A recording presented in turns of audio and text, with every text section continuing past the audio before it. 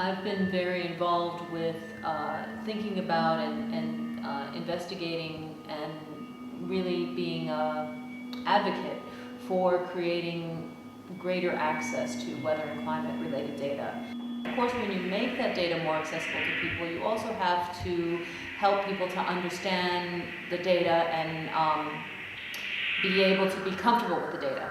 So that's what the Hello Weather project is really about, is helping people to see and become comfortable with scientific weather monitoring instrumentation. It sounds very technical, but in fact it's very simple. Even somebody like me, who's just an artist and not a trained scientist, can easily set up a weather station and use the data and make the data available to people.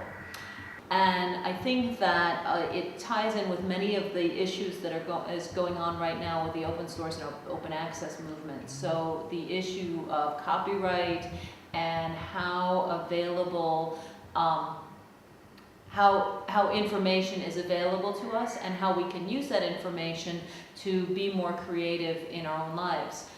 Things have changed quite a bit over the past 10 to 20 years in terms of how fair use and how people can use information, at least in the United States. So there's been a lot of controversy around copyright and being able to use images and reuse images.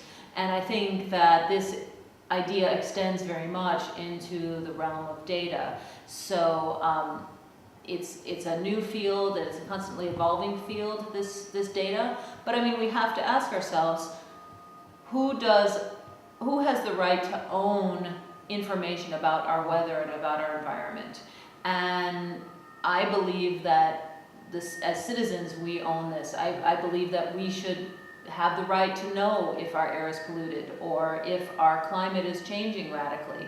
And if this information becomes part of copyright and part of a very highly protected, I guess you could say, intellectual property, then as citizens we don't have the right to know what's happening around us. But also, in an aesthetic way, we don't have the access to things that we can use to create art. So I think in part my work, which has been very much using weather and climate data to create art, has made me feel, well, I want everyone to have access to this information and this data so that they can create their own art about it, because I think that's very important in helping people to understand what's happening in our climate and in our environment.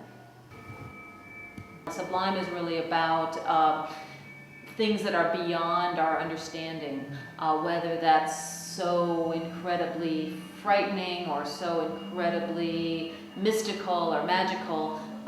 Somehow this information is beyond our understanding. I think that it is possible to use computers not just to reduce information into understandable chunks or units, but it's possible to create and enhance the feeling of the sublime. And in this case, the piece endpoint that you see here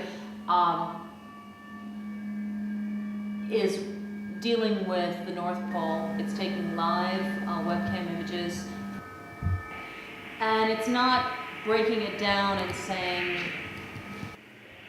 you know, here's the answer, or this is one message that I'm trying to convey, but it's actually leaving things open to some mystery and some questions.